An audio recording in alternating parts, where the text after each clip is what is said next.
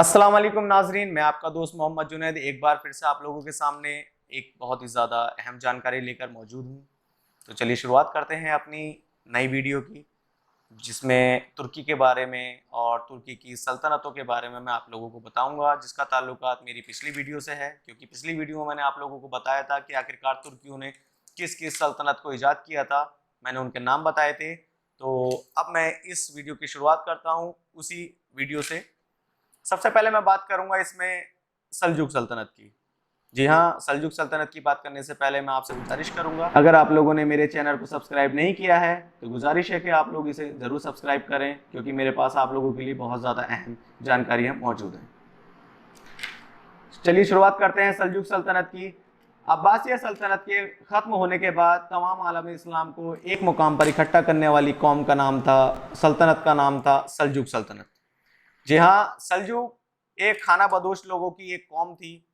तो तारीख में चलकर हम पीछे देखेंगे, हमें जाना पड़ेगा 4वीं सदी तक। 4वीं सदी में चलकर जब हम लोग देखेंगे तो देखेंगे दरियाए सीहून, और सीहून से लेकर ख्वारजम, ख्वारजम से फरादा, और फरादा से सीधा दाहिस्तान। दाहिस्तान तक जब हम लोग नज़र डालते हैं तो वहाँ पर एक खाना बदोश लोगों की एक कौम दिखाई पड़ती है, जिसको लोग सल्जुक, आगे चलकर सल्जुक कहने लगे। आखिरकार सल्जुक कैसे कहने लगे उसी के बारे में चलिए मैं आप लोगों को बताने वाला हूँ। लोगों का कहना था कि तुर्किस्तान और चीन से लगे पहाड़ों के बीच में ये लोग रहा करते थे। फिर उसके बाद ये लोग तुर्किस्तान आ गए। इस कौम के बारे में बात करें तो इस कौम में बेइंतहा तहजीब और अदब था, और ये लोग नस्ल से तुर्क हैं। इन लोगों का काम भेड़ बकरी और घोड़े पालने का था। अरब के लोग इनको औगुस के नाम से भी जानते थे। तुर्किस्तान में उस वक्त वेनु की बादशाह थी, और इधर औगुस कबीले की कमान दुक्काक नाम के शख्स, जो कि निहायत ही शेरदिल था, इसके हाथों में थी। दुक्काक को कुदरत ने न सिर्फ शेरदिली से नवाजा था, बल्कि वो बेहद ज़हीन और अक्लमंद भी था। तारीख को अगर देखें तो ज़्यादातर मामलों में इनकी राय सही पाई जाती थी। बेनू इनकी इसी खूबियों की वजह से इनकी तरफ बहुत ही ज़्यादा आकर्षित हुआ और इनको अपने बहुत ज़्यादा करीब कर लिया। कुछ महीनों के बाद दुक्काक के घर एक बेटा पैदा हुआ, जिनका नाम सल्जूक रखा गया। आगे चलकर इस कौम का नाम भी सल्जूक इन्हीं के नाम पर पड़ा। अब आप लोगों को पता चल चुका होगा कि आखिरकार सल्जूक कैसे बनी।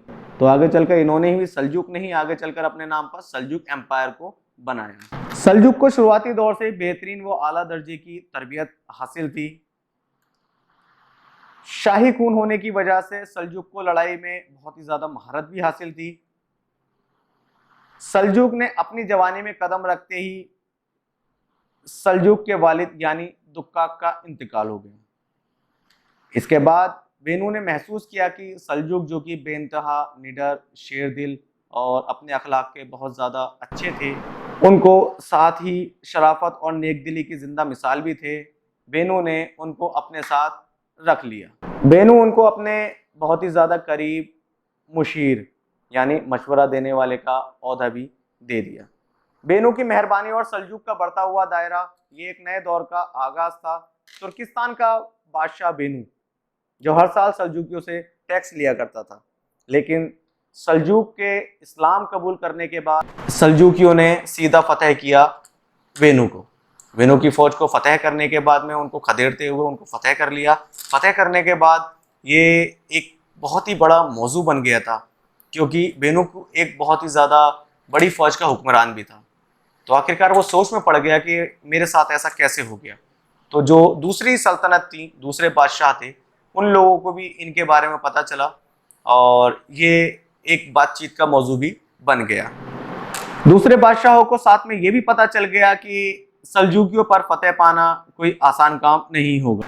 382 हिजरी के मुताबिक 992 ईस्वी में तुर्किस्तान के हुक्मरान शहाबुद्दौला हारून बिन सुलेमान ने सासानियों के इलाके मावराए नहर पर हमला कर दिया। शहाबुद्दौला को बगरा खान के नाम से भी जाना जाता था, और सल्जूकियों ने बगरा खान के खिलाफ सासानियों का साथ दिया और ऐसी जिगरे से लड़े कि बगरा खान की फौज को मात देकर फतेह हासिल कर ली। बगरा खान, जो कि एक बहुत बड़ी फौज का हुक्मरान था, सल्जूकियों के हाथ शिकस्त खाने के बाद वो बहुत हैरान था।